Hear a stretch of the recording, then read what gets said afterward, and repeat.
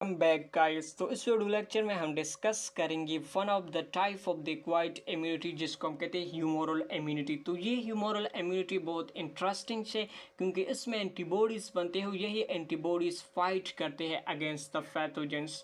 तो अब देखिए हमारे पास एक्वायर्ड इम्यूनिटी क्या होती है। ऐसी किस्म की इम्यूनिटी होती है जो कि हम गेन करते हैं विद द लाइफ टाइम। तो लाइफ टाइम में जो इम्यूनिटी हम गेन करते हैं तो इसको हम कहते हैं एक्वायर्ड इम्यूनिटी। और ये इम्यूनिटी बेसिकली क्या होती है, ये बनती है with the interactions of pathogens. तो पैथोजेंस के इंटरेक्शंस के रिजल्ट में हमारे पास एक्वायर्ड इम्यूनिटी बनती है। और ये जो एक्वायर्ड इम्यूनिटी है ये बेसिकली स्पेसिफिक होती है, ये काम करती है अगेंस्ट द पार्टिकुलर एंटीजेंस के अगेंस्ट काम करती है। तो इस वजह से ये एक्वायर्ड इम्यूनिटी बेसिकली क्या होती है, स्पेसिफिक होती है। अब ये जो एक्वायर्ड इम्यूनिटी है इसके फर्दर हमारे पास टू टाइप है। एक को हम कहते हैं सेल मीडिएटेड इम्यूनिटी, दूसरी जो टाइप है इसको हम कहते हैं ह्यूमोरल इम्यूनिटी। दोनों को यहाँ पर थोड़ा सा इलेबोरेट करते हैं ताकि दोनों के दरमियान बेसिकली जो डिफरेंस है वो क्लियर हो जाए। अब देखिए हमारे पास स्पेशलाइज टाइप के ग्रेनुलोसाइट WBCs है जिसको हम कहते हैं लिम्फोसाइट्स। तो ये लिम्फोसाइट्स बेसिकली इनकी फॉर्मेशंस होती है, इनकी प्रोडक्शंस होती है इन द बोन मैरो में। अब फर्दर अगर इनकी मेचोरेशंस के लिए ये बेसिकली ये लिम्फोसाइट जाती है डिफरेंट बॉडी ऑर्गन्स में, जिसकी वजह से इन लिम्फोसाइट्स को हम डिफरेंट नाम देते हैं। जैसे हमारे पास T लिम्फोसाइट्स है, B लिम्फोसाइट्स है, तो ये डिफरेंट नाम बेसिकली इनकी मेचोरेशंस की वजह से हम इनको देते हैं।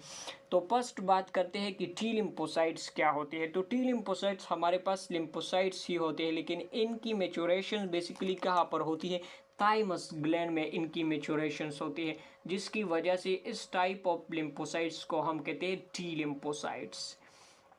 अब ये जो टी लिम्फोसाइट्स होते हैं ये बेसिकली फाइट करते हैं अगेंस्ट द पैथोजेंस। तो ये टी लिम्फोसाइट्स जब बनते हैं तो ये काम करते हैं अगेंस्ट द एंटीजेंस और इसी एंटीजन को डिस्ट्रॉय कर देता है, जिसकी वजह से हमें इम्यूनिटी मिलती है। अब ये जो टी सेल्स की वजह से जो इम्यूनिटी होती है इसी को हम बेसिकली कहते हैं cell mediated or cellular immunity. यानी टी लिम्फोसाइट्स की वजह से जो इम्यूनिटी होती है इसको हम कहते हैं सेल मीडिएटेड इम्यूनिटी और सेलुलर इम्यूनिटी, इसको हम कहते हैं। अब ये जो यहाँ पर एंटीजेंस होती है ये सेल मीडिएटेड इम्यूनिटी में बेसिकली क्या होती है, ये इंट्रासेलुलर एंटीजेंस के अगेंस्ट होती है। तो यहाँ पर एंटीजेंस कौन सा होता है, इंट्रासेलुलर होता है। तो इंट्रासेलुलर एंटीजेंस के अगेंस्ट जो इम्यूनिटी होती है इसको हम सेल मीडिएटेड इम्यूनिटी कहते हैं। अब नेक्स्ट जो हमारे पास लिम्फोसाइट्स है तो ये लिम्फोसाइट बेसिकली कहलाता है बी लिम्फोसाइट्स। इनकी प्रोडक्शंस होती है इन द बोन मैरो, जिस तरह से सारी लिम्फोसाइट्स के होती है, लेकिन इनको फर्स्ट टाइम डिस्कवर किया था फ्रॉम द एक ऑर्गन से क्लोवल रीजन ऑफ बर्ड्स में एक ऑर्गन्स होते हैं जिसको हम कहते हैं बोर्सा ऑफ फेब्रिकस। तो इसी से फॉर द फर्स्ट टाइम इसको डिस्कवर किया था, तो इस वजह से इसको हम कहते हैं B lymphocyte, bursa of Fabricius. अब in case of the human इनकी प्रोडक्शंस बोन मैरो में होती है और मैचुरेशन बी बोन मैरो में होती है। अब ये जो बी लिम्फोसाइट्स है ये बेसिकली क्या करते हैं, ये बनाते हैं एंटीबॉडीज, स्पेशलाइज टाइप की प्रोटीन्स बनाते हैं जिसको हम कहते हैं एंटीबॉडीज। और ये एंटीबॉडीज बेसिकली फाइट करते हैं अगेंस्ट द पार्टिकुलर एंटीजेंस और एंटीजन को डिस्ट्रॉय कर देते हैं। तो इससे हमें इम्यूनिटी मिलती है और ये इम्यूनिटी जो होती है वो बेसिकली कहलाती है ह्यूमोरल इम्यूनिटी, जिसको हम एंटीबॉडी मेडिएटेड इम्यूनिटी भी कहते हैं। अब यहाँ पर जो एंटीजन होता है जिनके अगेंस्ट एंटीबॉडी काम करती है वो बेसिकली कौन सा होता है, वो एक्स्ट्रा सेलुलर एंटीजेंस होता है। तो यहाँ पर एक्स्ट्रा सेलुलर एंटीजेंस के अगेंस्ट जो इम्यूनिटी होती है इसको हम कहते हैं ह्यूमोरल इम्यूनिटी और एंटीबॉडी मेडिएटेड इम्यूनिटी कहते हैं। तो आई थिंक आपको क्लियर आया होगा कि सेल मेडिएटेड इम्यूनिटी कैसे कहते हैं एंड ह्यूमोरल इम्यूनिटी कैसे कहते हैं, तो दोनों के दरम्यान यही डिफरेंस भी है। अब बात करते हैं कि इसको ह्यूमोरल इम्यूनिटी क्यों कहते हैं।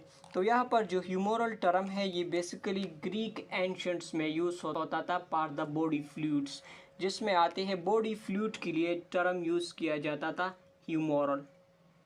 अब ये जो बॉडी फ्लूइड है जिसमें ब्लड, लिम्स, सीरम्स वगैरह आते हैं, तो इन की वजह से किस तरह से ये इम्यूनिटी होती है, तो चूंकि इन्हीं बॉडी फ्लूइड में बेसिकली क्या होती है, एंटीबॉडीज़ होती है, और यही एंटीबॉडीज़ फाइट करते हैं अगेंस्ट द एंटीजेंस, और जो इम्यूनिटी द रिजल्ट मिलती है इसको हम कहते हैं ह्यूमोरल इम्यूनिटी। तो इसी वजह से इसको हम ह्यूमोरल इम्यूनिटी कहते हैं। अब इसको हम सेकंड नाम एंटीबॉडी मेडिएटेड इम्यूनिटी भी कहते हैं, क्योंकि यहाँ पर क्या होती है, बेसिकली जो मैन फ्लेयर होता है जो कि फाइट करता है अगेंस्ट द एंटीजेंस, वो एंटीबॉडीज होती है, तो इस वजह से इसको हम एंटीबॉडी मेडिएटेड इम्यूनिटी भी कहते हैं। डिफिनीशन में भी हमने लिखा है कि ऐसी इम्यूनिटी जो कि एंटीबॉडीज़ की वजह से होती है इसको हम कहते हैं ह्यूमोरल इम्यूनिटी। अब हम देखते हैं कि किस तरह से ह्यूमोरल इम्यूनिटी में एंटीबॉडी की प्रोडक्शंस होती है, और यही एंटीबॉडी किस तरह से डिस्ट्रॉय कर देता है एंटीजेंस को। अब यहाँ पर देखिए, जब भी हमारे बॉडी में कोई एंटीजेंस आता है, ये हमारे पास bacteria, virus, parasites, protozoans, fungi वगैरह हो सकते हैं। तो जैसे ही ये एंटीजेंस बॉडी में आते हैं तो हमारे बॉडी में स्पेशलाइज टाइप की सेल्स होती है जिसको हम कहते हैं एंटीजन प्रेजेंटिंग सेल्स, जिसमें मैक्रोफेजेस आते हैं, डेंड्राइटिक सेल्स आते हैं, एटसेल बी लिम्फोसाइट्स आते हैं। तो ये क्या करते हैं, ये एंटीजेंस के साथ इंटरेक्ट करते हैं। तो ये हमारे पास लेट्स सपोज हमारे पास मैक्रोफेजेस है, तो ये इसी एंटीजेंस को पैगोसाइटोइस कर देता है, जिसकी वजह से ये एंटीजेंस बेसिकली इनके बॉडी में इंटर हो जाता है। तो ये यहाँ पर बेसिकली आ चुके हैं। तो इनकी फर्दर से एंटीजन प्रेजेंटिंग सेल्स जब इनको पैगोसाइटोइस कर देता है तो इनकी बॉडी के अंदर इनकी फ्रेगमेंट्स बनाते हैं, इनको स्मॉल स्मॉल फ्रेगमेंट में डिवाइड किया जाता है। इसी प्रोसेस को हम कहते हैं एंटीजन प्रोसेसिंग। जैसे ही एंटीजन प्रोसेसिंग होती है तो इसकी रिजल्ट में एंटीजन के स्मॉल फ्रेगमेंट्स बनते हैं। तो इसी फ्रेगमेंट्स को ये antigen presenting cell with the help of specific receptor ये इनको डिस्प्ले कर देता है ऑन द सेल सरफेस। इसी को हम बेसिकली कहते हैं एंटीजन प्रेजेंटेशंस। तो ये हमारे पास क्या होती है, MHC क्लास 2 रिसेप्टर्स के थ्रू फ्रेगमेंट्स को, एंटीजन के फ्रेगमेंट्स को डिस्प्ले किया जाता है on the surface of the cells. ये जो रिसेप्टर्स होते हैं इनको हम कहते हैं MHC2 रिसेप्टर, जिसको हम कहते हैं मेजर हिस्टोकम्पैटिबिलिटी कॉम्प्लेक्स 2। जैसे ही ये इनको with the surface of the antigen presenting cell इनको डिस्प्ले किया जाता है तो ये बेसिकली एक्टिवेट कर देता है टी लिम्फोसाइट्स। तो टी लिम्फोसाइट डायरेक्टली एंटीजन्स के अगेंस्ट काम नहीं करते। इसके लिए क्या होती है, बेसिकली इनको एंटीजन प्रेजेंटिंग सेल्स को इन्हें डिस्प्ले करना पड़ता है फॉर द टी लिम्फोसाइट्स। तो जैसे ही ये डिस्प्ले हो जाते हैं तो टी लिम्फोसाइट्स एक्टिवेट होके यहाँ पर आते हैं। तो जैसे ही टी लिम्फोसाइट्स आते हैं तो इन पे कुछ रिसेप्टर्स होती है जो कि इन्हीं एंटीजेंस एंड MHC के साथ बाइंड हो जाते हैं। तो यहाँ पर TCR रिसेप्टर्स होते हैं जो कि इस एंटीजेंस फ्रेगमेंट के साथ अटैच हो जाता है। इसके अलावा CD4 रिसेप्टर्स होती है जो कि MHC के साथ बाइंड हो जाता है। अब जैसे ही ये बाइंडिंग होती है with the antigen presenting cell and T lymphocytes, तो जिसकी रिजल्ट में टी लिम्फोसाइट एक्टिवेट हो जाती है। तो ये क्या करती है, ये बेसिकली कुछ साइटोकाइंस केमिकल सिग्नलिंग्स मॉलिक्यूल रिलीज कर देते हैं जिसको हम कहते हैं इंटरल्यूकिन 2। तो जैसे ही ये इंटरल्यूकिन 2 रिलीज होते हैं तो ये जो टी सेल्स है इसको हम बेसिकली कहते हैं हेल्पर सेल्स। तो ये जो इंटरल्यूकिन्स जो रिलीज कर देते हैं ये बेसिकली एक्टिवेट कर देते हैं बी लिम्फोसाइट्स। तो बी लिम्फोसाइट जैसे ही एक्टिवेट हो जाते हैं तो इससे हमारे पास 2 टाइप के सेल्स बनते हैं। एक को हम कहते हैं प्लाज्मा सेल्स और दूसरा हमारे पास है मेमोरी सेल्स। तो प्लाज्मा सेल्स जब बनते हैं तो ये शॉर्ट लीफ सेल्स होते हैं, ये डायरेक्टली इंगेज होते हैं in the production of antibodies. तो लार्ज नंबर में एंटीबॉडीज बनते हैं। ये एंटीबॉडीज जब बन जाते हैं तो ये एक्ट करते हैं अगेंस्ट द पार्टिकुलर एंटीजेंस जो कि बॉडी में एंटर हो चुका है। अब ये एंटीबॉडीज आते हैं और इसी एंटीजन के साथ अटैच हो जाते हैं। तो यहाँ पर देखिए हमारे पास एंटीजेंस में कुछ साइट्स होती है जिसके साथ एंटीबॉडीज बनते हैं। इन्हीं एरिया और साइट्स को हम कहते हैं इपिटोप्स। तो ये जो ये जो हमने ब्लैक कलर से ड्रा किया हुआ है ये बेसिकली इपिटॉप्स होते हैं। एक एंटीजेंस में हमारे पास डिफरेंट टाइप के इपिटॉप हो सकते हैं, तो ये एंटीबॉडीज आते हैं और इसी इपिटॉप के साथ अटैच हो जाते हैं और इस एंटीजेंस को डिस्ट्रॉय कर देता है।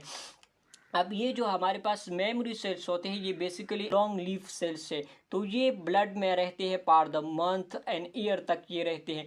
तो ये क्या कहते हैं, ये बेसिकली इस एंटीबॉडीज के इनकाउंटर को रिमेंबर कर देते हैं। अब पार द नेक्स्ट टाइम जब सेम एंटीजेंस बॉडी में एंटर हो जाते हैं तो इनके against rapidly and strongly act करते हैं मेमोरी सेल्स। सो इस तरीके से बेसिकली ह्यूमर इम्यूनिटी में एंटीबॉडीज की प्रोडक्शन होती है। अब यहाँ पर देखिए ये जो बी लिम्फोसाइट्स है इनकी एक्टिवेशन टी हेल्पर सेल के थ्रू भी होती है, इसके अलावा डायरेक्टली भी ये एक्टिवेट होते हैं। जैसे ही एंटीजेंस आता है तो ये एंटीजेंस बेसिकली इन ये बी लिम्फोसाइट्स क्या करते हैं, ये एक्ट करते हैं as a antigen presenting cells with the help of MSC, इसको यहाँ पर एक्सपोज करके इनकी फर्दर एक्टिवेशन होती है। तो बी लिम्फोसाइट की activation through T helper cells भी होती है, डायरेक्टली एंटीजन सब बॉडी में आते हैं तो इनके अगेंस्ट डायरेक्टली भी बी लिम्फोसाइट्स की एक्टिवेशन होती है। So this is overall about the humour immunity and how the antibodies are produce and the humoral immunity. Thank you so much.